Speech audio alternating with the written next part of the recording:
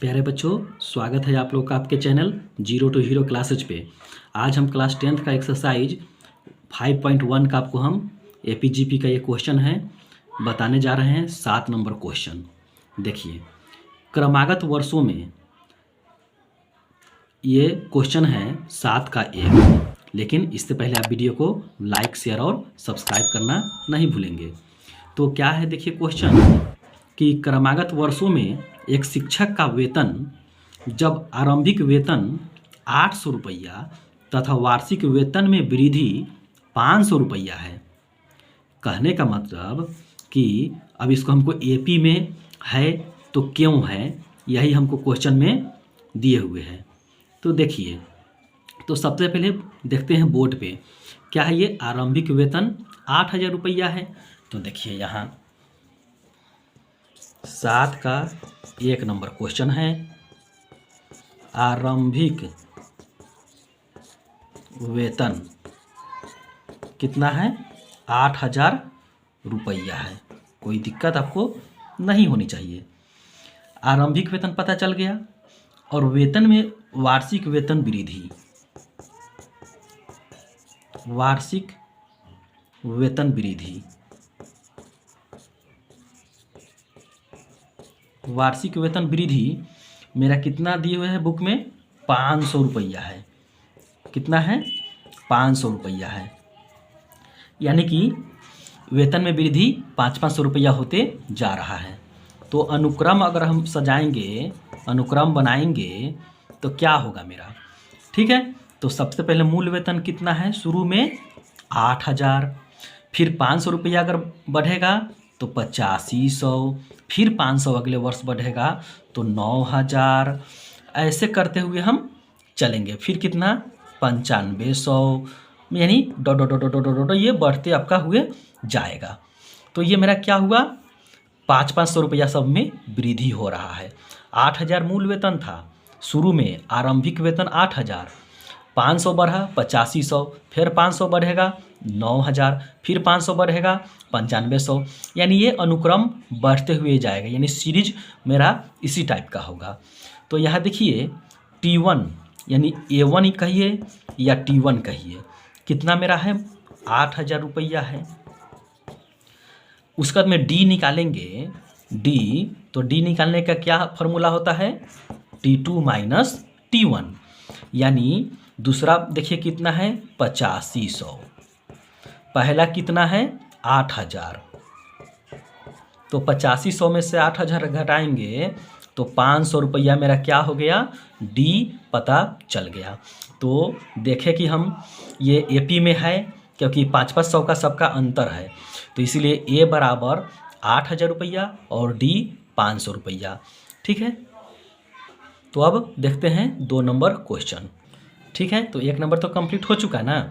इसको आप इस तरह से भी लिख सकते हैं, D1 बराबर इतना, फिर D2 बराबर अगर निकालेंगे तो T3 माइनस T1 होगा। T3 देखिए 9000 है, 9000 में से T1 कितना है? सॉरी T2 यहाँ होगा। T2 कितना है देखिए? 8500 है। 8500 घटाइएगा तो 500 हो जाएगा।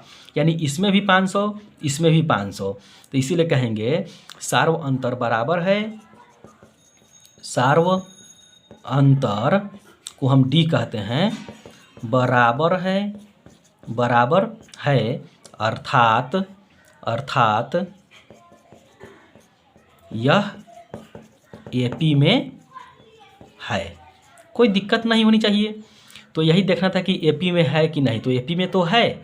यहाँ मेरा डी सार्व अंतर 500 रुपया बराबर आ गया, तो हम कहेंगे यह एपी में है।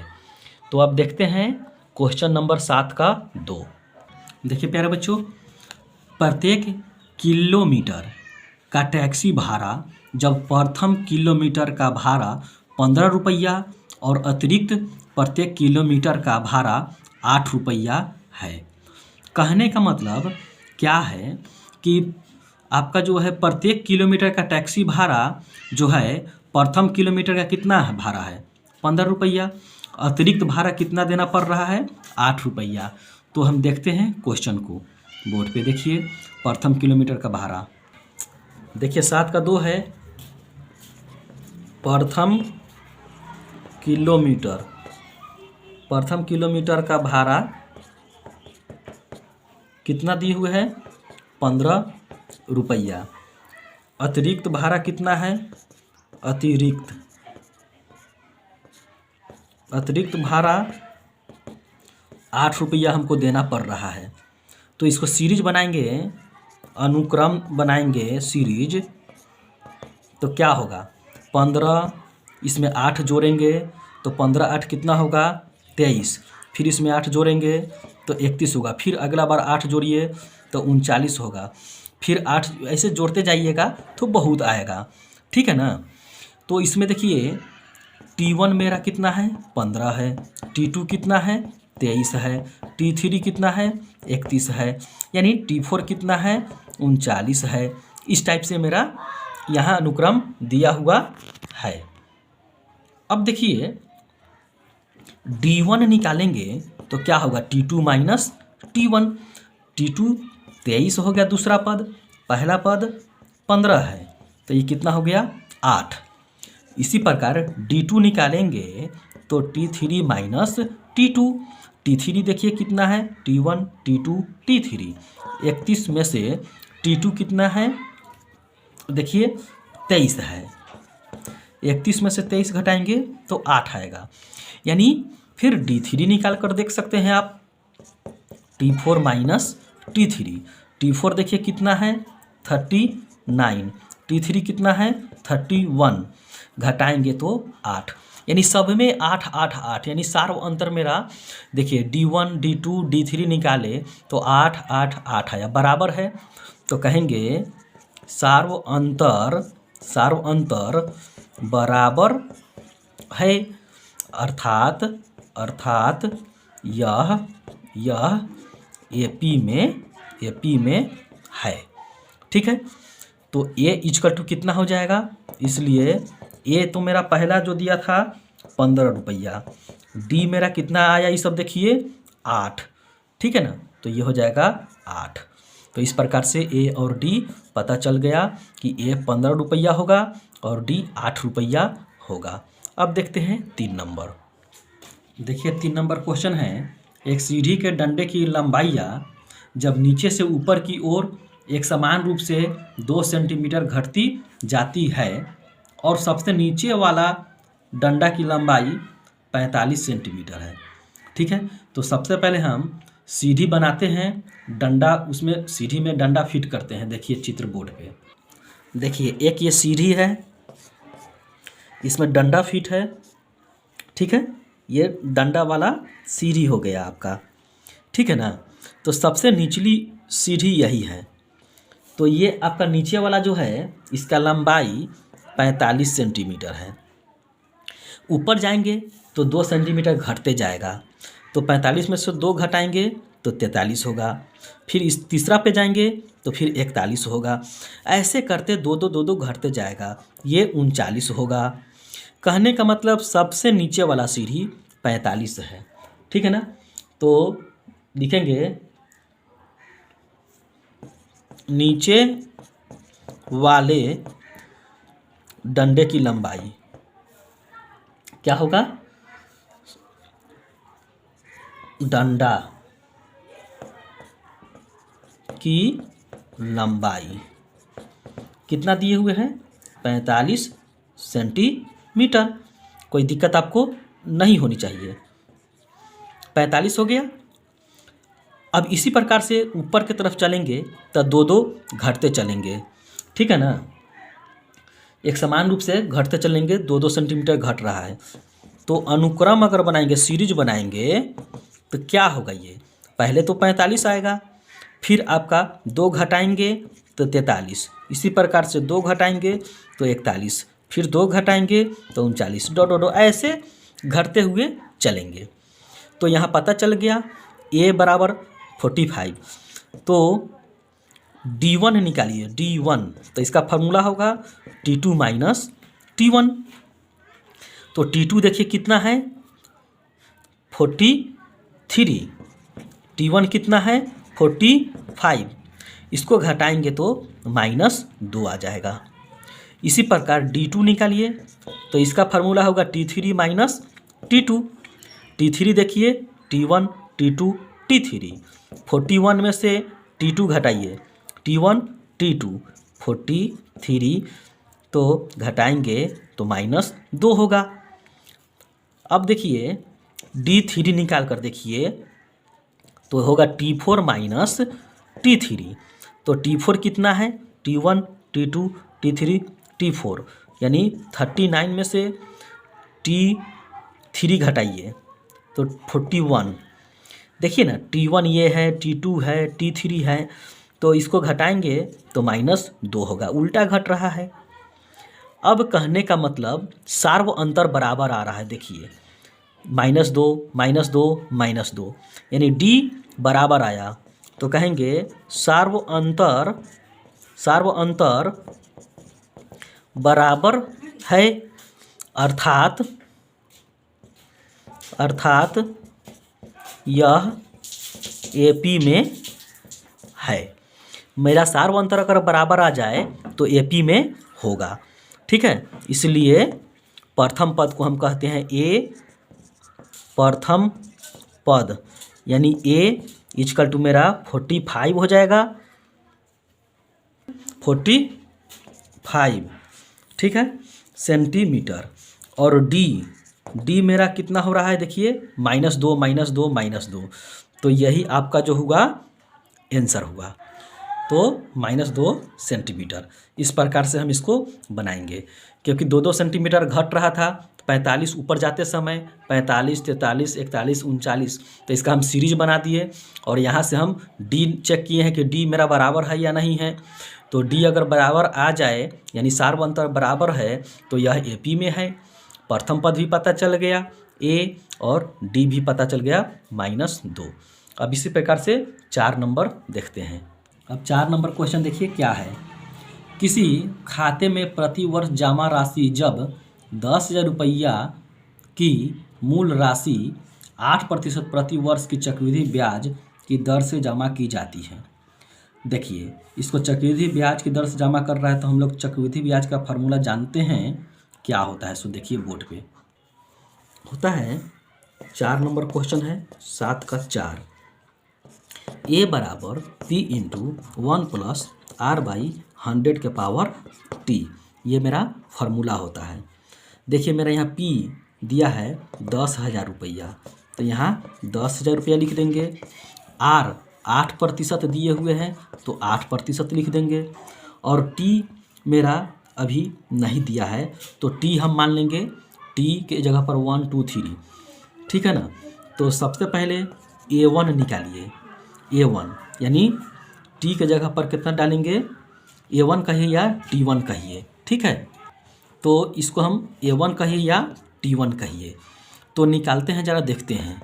10,000 हो गया, 1 प्लस R/100 T1, 1 पहले निकालिए, यहाँ डालिए 1, तो देखिए क्या होगा।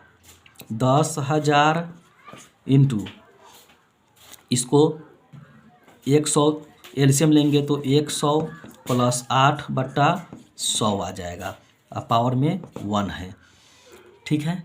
अब देखेंगे 10,000 गुना 108/100, 2 जीरो से 2 जीरो काट दीजिए, इसको गुना करेंगे तो कितना आ जाएगा, 10,800 रुपया, ये पता चल गया।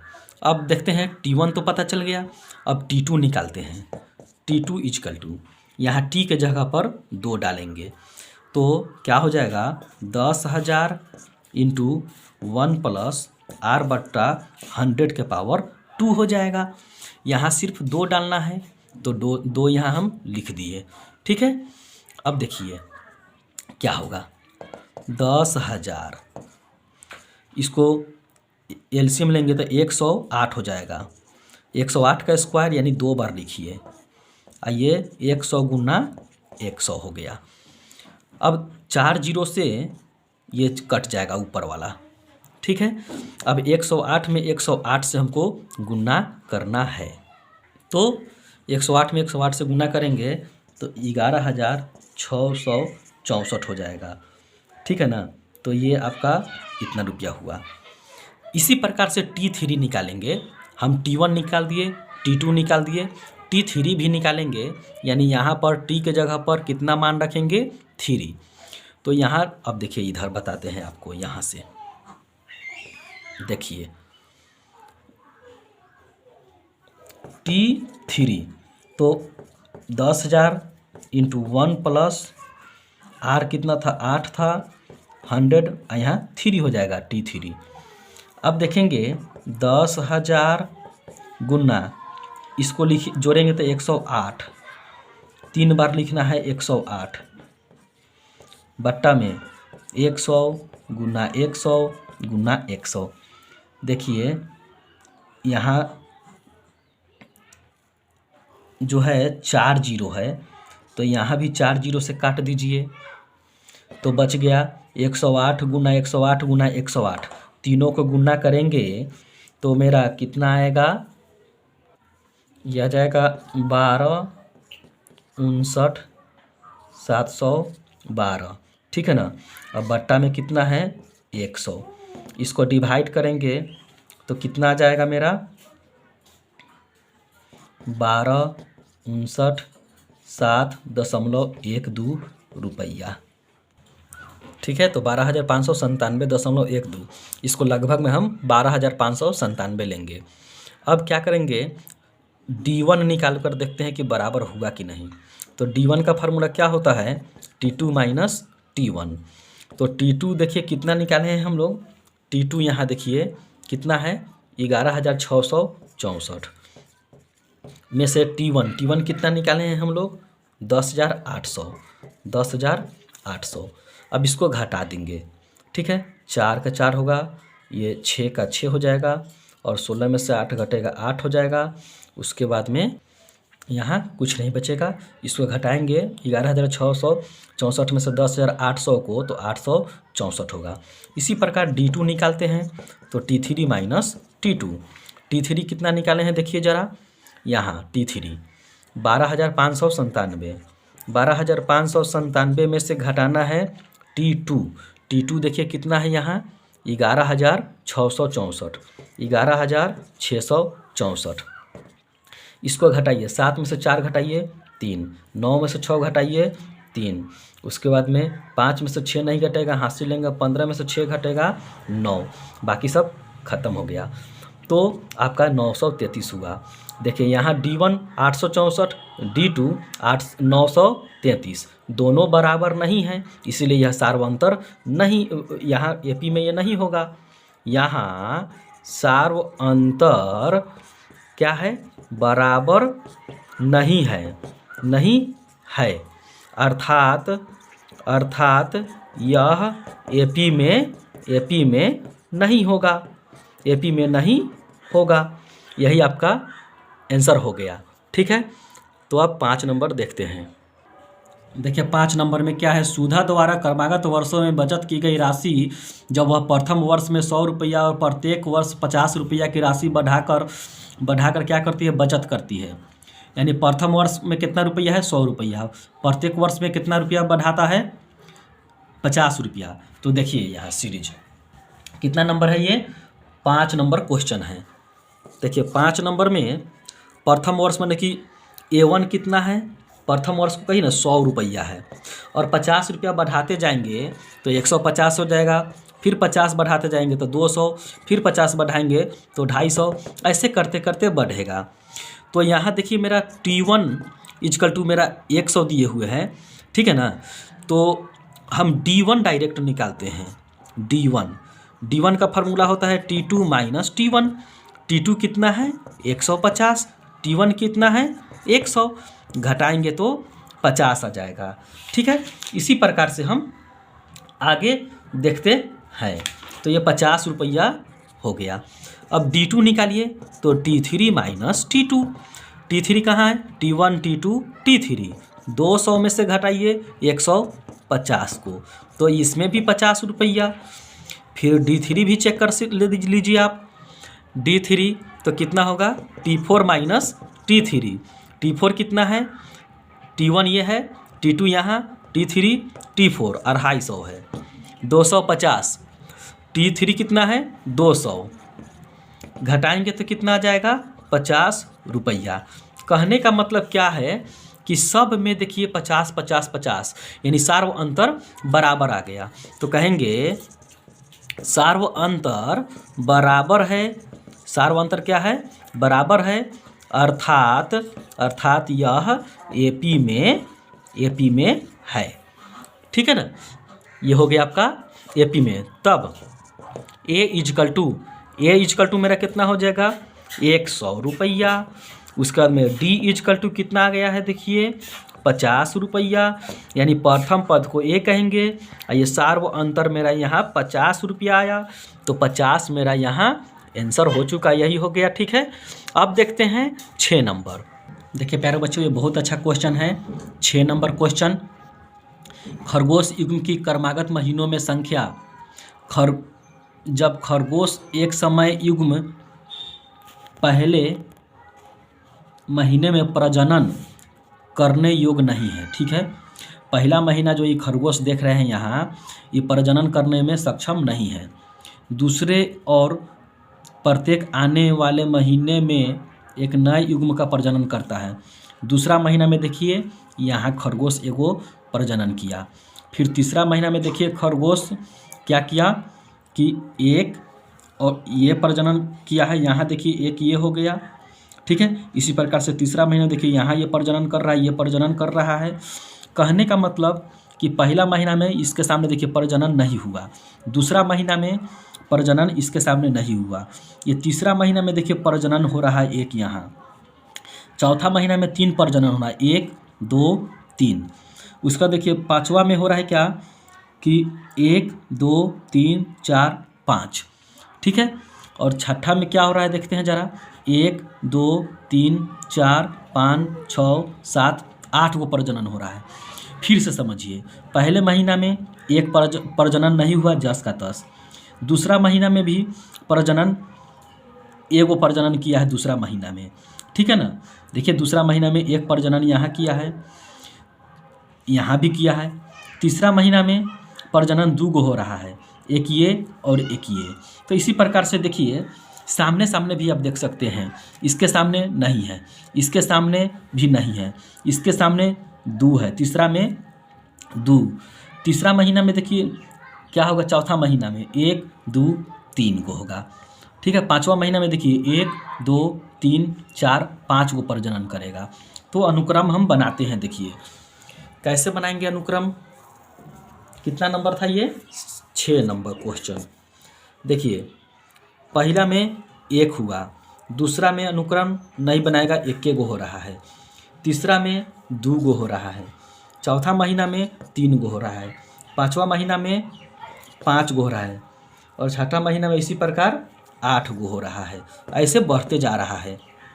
देखिए ना, पहला में नहीं है, दूसरा में भी नहीं है, दूसरा में 1 ही गो है, तीसरा में देखिए तीसरा में कै गो है, तो तीसरा में आपका 2 गो है, एक ये यहाँ प्रजनन किया, एक नीचे 2 गो किया। ठीक है ना, तो इस प्रकार से हम अनुक्रम बना दिए। पहला में 1 ही होगा, दूसरा में सिर्फ 1 हो रहा है, तीसरा में 2 गो होगा, एक ये और एक ये।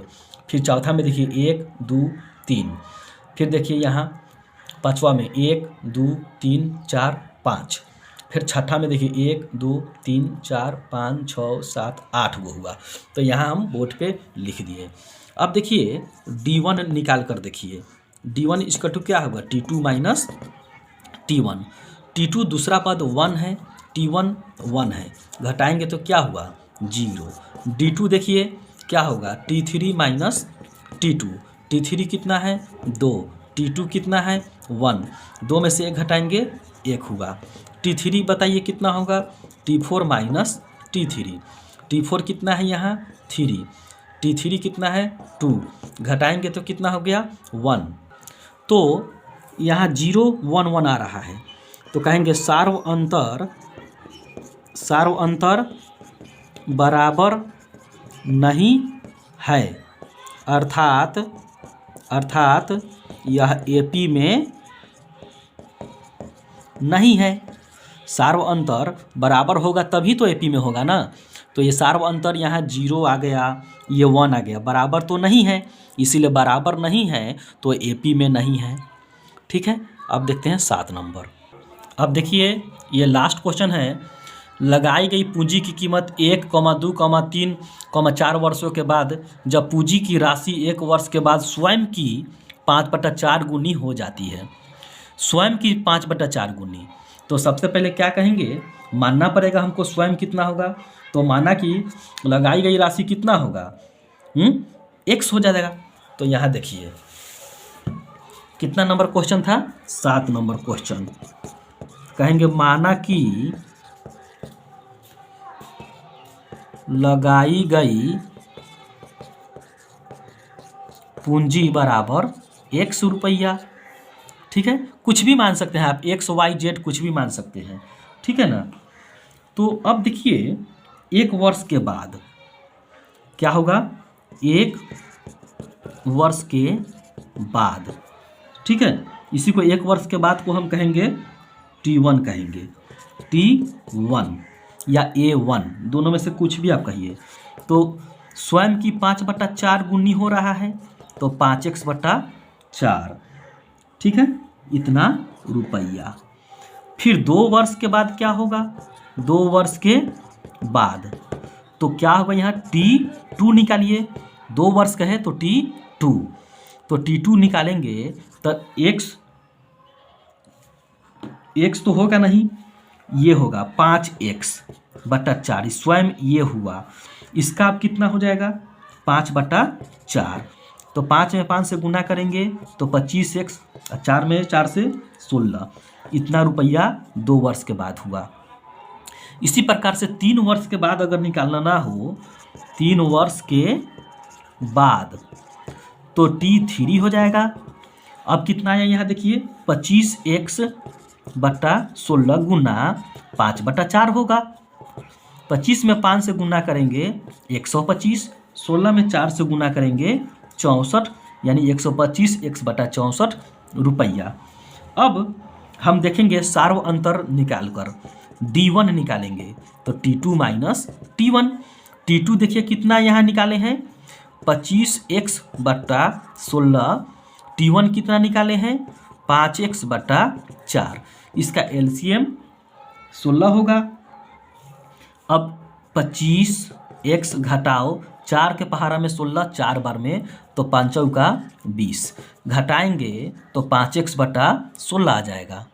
इसी प्रकार अब D2 निकालते हैं, D2 क्या होगा, T3 माइनस T2, T3 देखिए कितना है, यहाँ निकाले हैं 125x/64 माइनस T2 कितना है, T2 है 25x/16। फिर से हम इसका उसी तरह एलसीएम लेंगे तो 64 आएगा, तो ये 64 से 64 कट गया, 125x, 16 के पहाड़ा में 64 4 बार में, तो 25 चौका 100x। अब 125 में से 100 घटाएंगे तो 25x/64 आएगा। ठीक है, तो यहाँ देखिए 5x/16 आया है, यहाँ 25x/64 आया है, दोनों मेरा बराबर नहीं है। कहेंगे सार्व अंतर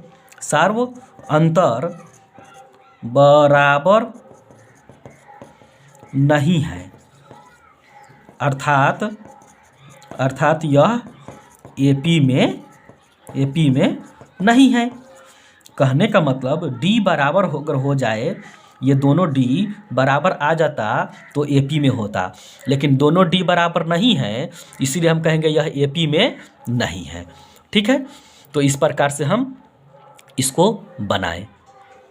तो आशा करते हैं कि आपको यह वीडियो अच्छा लगा होगा। तो प्लीज़ वीडियो अगर अच्छा लगा हो तो वीडियो को लाइक, शेयर और सब्सक्राइब करना नहीं भूलेंगे, और दोस्तों के बीच शेयर करेंगे। ठीक है, तो आज की क्लास को हम यहीं समाप्त करते हैं। जय हिंद।